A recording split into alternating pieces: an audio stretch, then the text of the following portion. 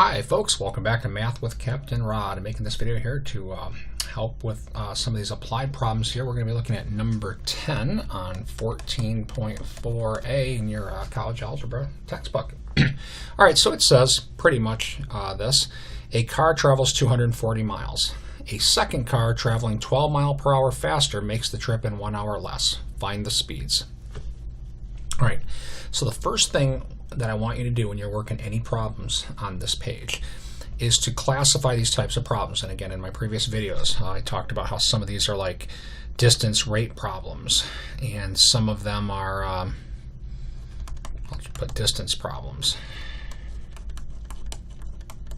Some of these are work problems, like jobs completed equals rate times time.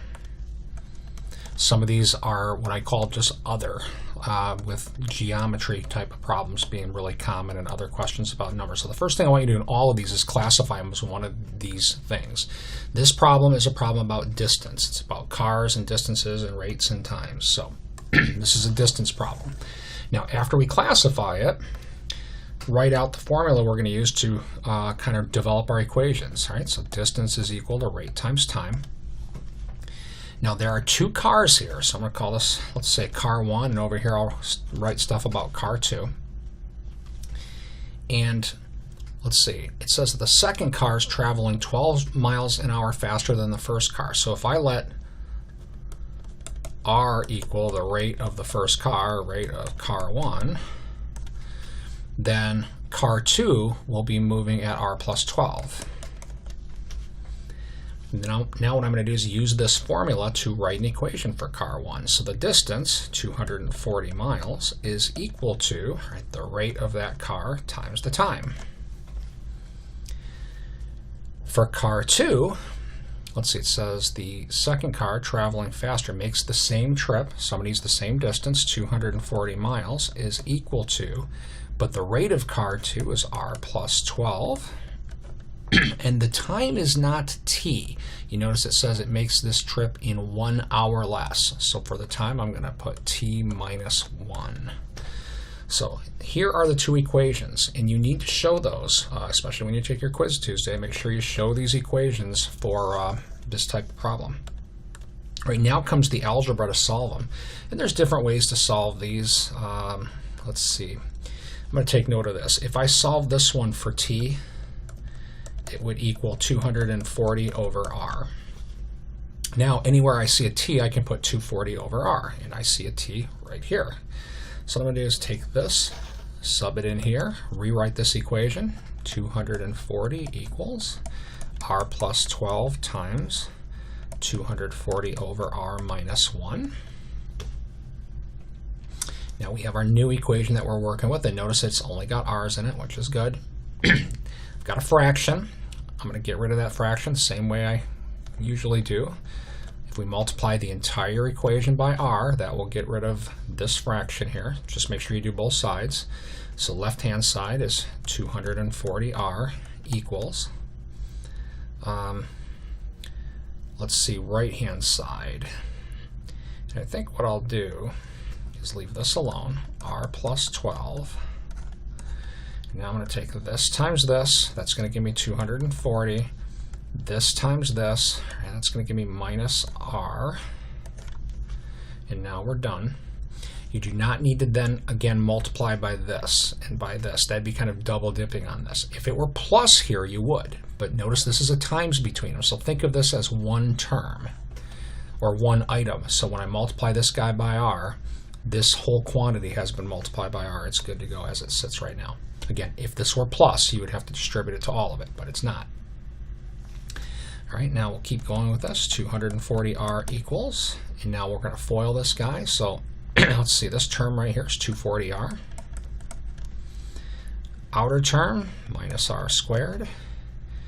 Inner term, and it's kind of late in the day for me here. I'm going to grab a calculator.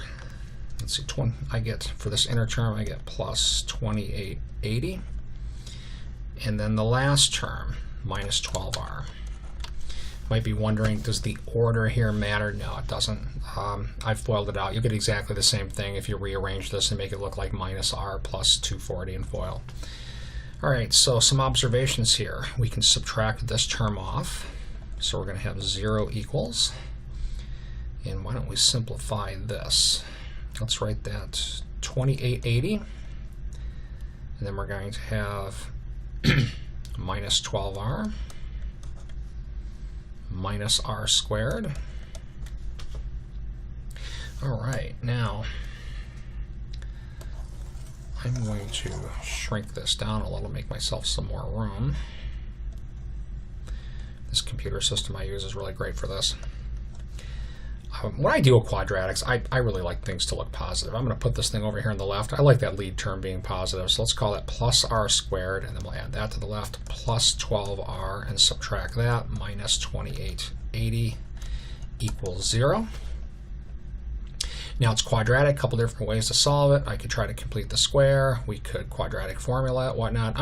We could try to factor it. I'm just going to apply the quadratic formula. So r is going to equal, the opposite of b would be minus 12 plus or minus the square root of b squared minus 4ac over twice a. That'd be over 2 times 1. Now, I think I'll do one more step. Minus 12 plus or minus, I'm going to take a calculator and just get a value for this. Keeping in mind minus and minus is plus. So this is going to be 144 plus, let's do 4 times 2880. I get 11,664. I'm going to go ahead and just square root that right now. I get plus 108. Oops. 108. All right, over 2. Now, as far as picking a root here, negative 12 minus a number is negative, and this rate here is a speed. Speeds are always positive.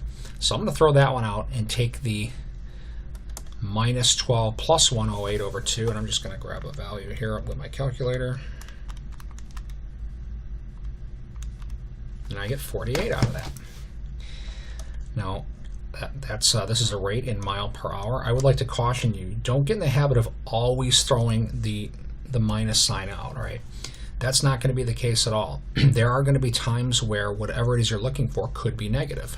As an example, perhaps we're dealing with a coordinate system and we're looking for like some sort of value of x, and we've written some equation. Well, x can be negative in this example, right? We might end up that with x equals negative 2 being a valid solution. So don't always think you're going to throw that minus sign away. I threw it away because here the r is a rate or a speed, and speeds are positive. All right, so the 2 cars are going, let's see, 48 miles per hour, and the other one's going r plus 12, 60 mile per hour. I'll just write that out. And that's good. All right, so purpose of this video is to kind of demonstrate how to work one of these distance, rate, time problems. I hope it helps. Have a great day.